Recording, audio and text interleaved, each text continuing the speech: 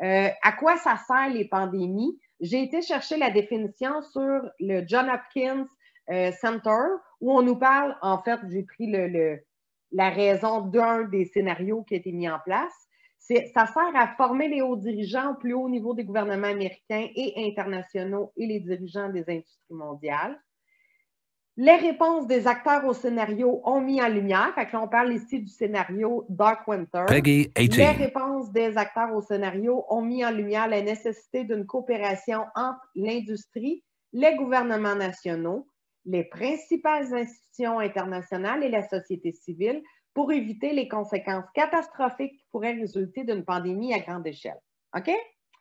Fait que ça, hein, on entend un petit peu le discours du Forum économique mondial qui nous dit que la pandémie a dévoilé, révélé nos grandes vulnérabilités, nos grandes fragilités et que ça prend toute la coopération internationale, publique, privée, pour remettre sur rail notre monde tel qu'il était, ou en tout cas, ils nous disent que ça va être une nouvelle normalité.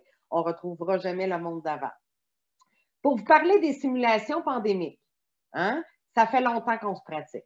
On a Dark Winter en 2001, qui examinait les défis d'une attaque biologique contre les États-Unis. C'était une attaque de variole. Il y a Atlantic Storm en 2005, qui demandait aux dirigeants de l'OTAN de répondre à une attaque bioterroriste. Clay Dix, c'est en 2018, appelant les dirigeants du gouvernement américain à prendre des décisions difficiles en matière de sécurité nationale et de santé publique face à une crise pandémique mondiale. Je ne me souviens pas dans Clay Dix, c'était un coronavirus. Crimson Contagion, celle-là n'est pas très connue, mais est arrivée très récemment. C'était un exercice conjoint mené de janvier à août 2019, auquel de nombreuses organisations nationales, étatiques et locales, privées et publiques aux États-Unis, tout ce beau monde-là ont été réunis pour créer cette simulation-là. Et on a eu Even 201 en octobre 2019. On est-tu d'accord qu'en font des simulations? Il ne faut pas oublier que dans toutes les opérations false flag qui ont existé dans le passé, c'était toujours accompagné d'un exercice de simulation qui avait lieu soit peu de temps avant ou soit en même temps. Alors ça, faut garder ça en tête. On pourrait faire les énumérations ici et se faire traiter de complotiste encore plus, mais c'est pas le but de la présentation. Mais si on regarde les différents false flags qui ont été pas mal débunkés comme étant de vrais false flags, il y avait toujours une simulation en même temps et c'était quasiment rendu une signature pour savoir si c'était un false flag ou pas. Tu regardais, ben, y avait-tu une simulation? Oui. Ah, donc ça devait être un false flag.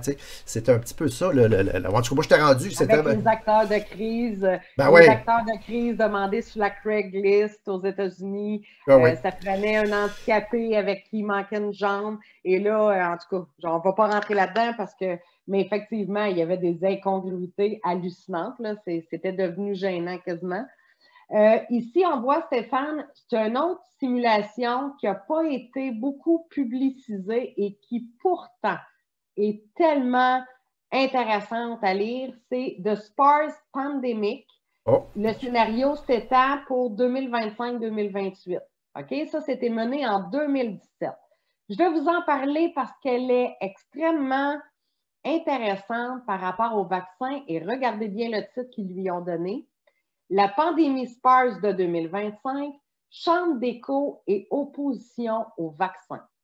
J'ai soulevé quelques faits parce qu'évidemment, c'est un rapport PDF de plusieurs pages, là, mais j'ai sorti des faits que je trouvais très intéressants directement de ce rapport-là. Le rapport note que les estimations précoces de la létalité ont été gonflées par le CDC, estimant le taux de létalité du virus SPARS à 4,7 % et l'OMS affirmant 14-15 % et plus de 50 % pour les personnes de plus de 64 ans. Fait que dans le fond, ce que ça nous dit ici, c'est que dans le scénario, au début, le CDC puis l'OMS estimaient des taux de létalité beaucoup plus importants que la réalité, pareil comme qu'est-ce qu'on vit là avec le coronavirus. Tu te souviens, au début, Stéphane, on nous disait des taux de mortalité, c'était-tu 3 ou 6 % je ne me souviens plus. Oui. Ça nous dit l'OMS avec le coronavirus. Oui, ça a été 2, après ça a monté à 3, 3,4. Et ben, dans le fond, ouais, c'est parce qu'il y a confusion dans les termes, hein, parce que quand l'OMS nous parlait de ces chiffres-là, il parlait Ouais. d'un CFR, d'un Case Fatality Rate. Sauf que là, aujourd'hui, on nous parle d'un Infectious Fatality Rate. Donc, dans le premier cas, on parle du taux de létalité des gens qui ont vraiment des symptômes, une maladie, qui sont allés à l'hôpital. Donc ça, encore aujourd'hui, au Québec, c'est à peu près 5-6%. Donc, c'est encore plus élevé que ce que l'OMS nous disait. Mais si on prend tous les gens qui ont été infectés, le IFR, le Infectious Fatality Rate, là, ça diminue quand même pas mal parce que, écoute, c'est certainement en bas de 1%. Là, on nous dit 0,2%. Donc, ceux qui veulent que le virus ne soit pas dangereux, ben, ils vont sticker sur ce chiffre-là. Moi, je dis qu'il faut faire attention parce que c'est basé ça, sur des tests sérologiques. Et les tests sérologiques ne sont pas bons. Alors, ils sont encore bien moins précis que le PCR. Fait que ça tend à rendre beaucoup plus de gens positifs que peut-être la réalité. Donc, il faut juste garder un bémol là-dessus. OK. Autre point du rapport de la simulation Chambre d'écho opposition au vaccin. Le rapport poursuit en détaillant comment la santé publique et les professionnels de la santé n'ont pas réussi à arrêter la propagation du SPARS. Au moment où Thanksgiving et Black Friday sont arrivés, la transmission de SPARS s'est accélérée en raison de déplacements d'individus asymptomatiques. À la mi-décembre, des cas de SPARS ont été signalés dans 26 États, ainsi qu'au Mexique, au Canada, au Brésil, au Japon et dans plusieurs pays européens.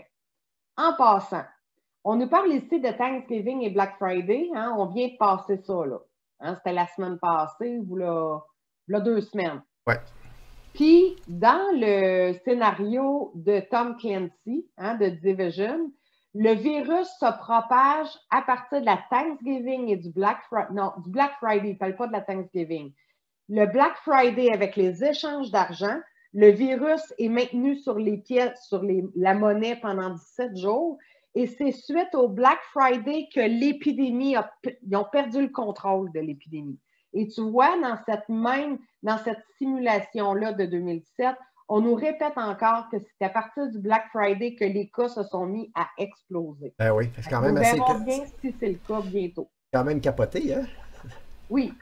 Le fabricant du vaccin contre le SPARS, la compagnie GMI, fait que là, c'est une compagnie inventée, là, inventée, on ne le sait plus, a affirmé que le vaccin aiderait, mais les essais cliniques ont révélé des effets secondaires, notamment des jambes enflées. Ça, c'est un scénario qui nous dit ça, là. De graves douleurs articulaires et une encéphalite entraînant des convulsions ou la mort. Il n'y avait pas de données disponibles sur les effets à long terme du vaccin. Malgré cette controverse, SynBio, une société pharmaceutique basée aux États-Unis, a développé un vaccin basé sur la technologie GMI. Je continue. Fait que là, il nous parle qu'il y a des effets post-vaccinaux, des accidents post-vaccinaux liés au vaccin SPARS. En réponse à l'opposition au vaccin, parce que ça s'en vient, l'opposition au vaccin, hein, ici au Québec et dans tous les pays du monde, le gouvernement américain a commencé à travailler avec les médias sociaux et les sociétés de recherche pour cibler les antivax. Oh, c'est intéressant. Fait qu'avec les GAFA, on va cibler les antivax, puis déjà, la censure a lieu. Si tu publies des choses sur Facebook ou YouTube où tu t'attaques au narratif pro-vaccin, ça se peut que tu vives une censure. Et croyez-moi, ça s'en vient, c'est écrit dans le Forum économique mondial qui vont s'attaquer aux antivax. C'était le cas pour l'infodémie, hein, tout ce qui était qu'elle est contre le narratif officiel. Et là, ils vont s'attaquer aux antivax. Et regardez bien la Grande-Bretagne, ce qu'elle a fait. Je vais vous le présenter bientôt. À la fin de 2027, de nouveaux symptômes neurologiques ont commencé. Là, 2027, la simulation, comme le virus commence en 2025. Fait que là, on fait un bond de 2 ans, 2027. De nouveaux symptômes neurologiques ont commencé à apparaître chez les personnes qui avaient pris le vaccin Corovax. Fait que c'est un coronavirus, hein, en passant. Là, je viens d'allumer en voyant le nom du vaccin.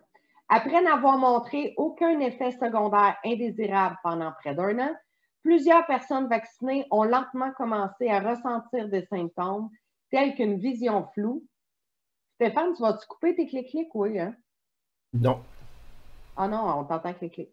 On commençait à ressentir une femme ménopausée entend tout. Ça, je vais le couper. Toi, tu me tasses tes nerfs. Plusieurs personnes, non, coupe-les pas. C'est l'instantanéité, ça. Hein, Plusieurs personnes vaccinées ont lentement commencé à ressentir des symptômes, quelques visions floues, des maux de tête et un engourdissement dans leurs extrémités, a écrit le Center for Health Security. Le rapport indique qu'en 2030, fait que là, 2025-2030, on ne savait toujours pas si les vaccinations étaient à l'origine des effets secondaires. Hein? Mais non, on ne savait pas si c'était ça, mais c'est clair que c'est ça. Au moment où le rapport se termine, il examine à quoi ressemblera le monde à partir de 2030, 5 ans après le début de la pandémie. Alors que la pandémie a officiellement pris fin en 2028, écoutez bien ça, des cas persistent dans 14 pays d'Europe, d'Afrique et d'Asie. Les experts de l'OMS prévoient que de futures flambées continueront d'apparaître, à moins que les pays ne maintiennent une couverture vaccinale généralisée. C'est en 2017 qu'ils ont fait cette simulation-là. Alors que le public retourne enfin à la vie normale, les citoyens accusent les politiciens et les représentants d'agences de santé d'avoir exagéré la gravité de l'événement. Fait que ce qui se passe présentement, ils ne devraient pas être surpris puisqu'ils l'ont prévu dans un scénario. Finalement, ça, on aurait dû faire cette présentation-là au mois de mars, comme ça on se serait évité un paquet de problèmes. Le script est là. Ils ont scripté tout. Tout est écrit. Exact. Puis, écoute, là, j'ai pris celle-là, mais si j'avais pris les scénarios de toutes les simulations qu'ils ont faites, ils nous ont construit la crise qu'on vit là présentement comme un casse-tête, pièce sur pièce. Tout est là. Je dis pas que la pandémie est inventée, c'est pas ça que je suis en train de dire, Stéphane, pour ceux qui me prêteraient des mauvaises intentions. Mais tu comprends que toutes les réactions, tous les scénarios, toutes les séquences possibles ont été prévues dans toutes les simulations qu'ils ont fait au cours des 20 dernières années.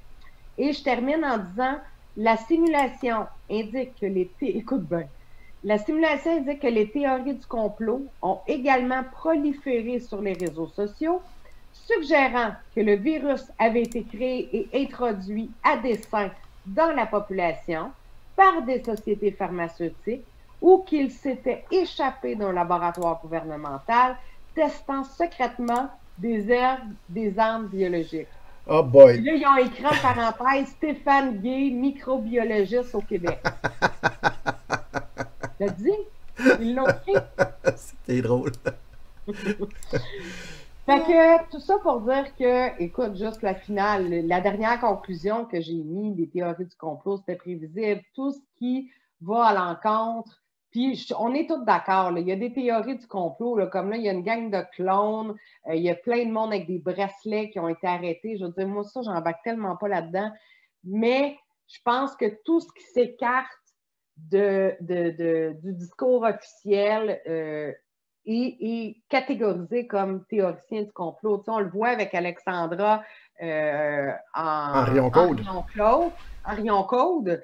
Elle est généticienne. C'est pas une deux de pique, là, cette madame-là. Puis je l'écoute parler, là, puis je trouve qu'elle est pleine de bon sens, diplômée à outrance, qui a toujours été reconnue dans le travail qu'elle fait durant toute sa carrière. Et là, tout à coup, elle vient diverger du discours gouvernemental et on la traite de complotiste suite à sa parution dans le documentaire Hold Up.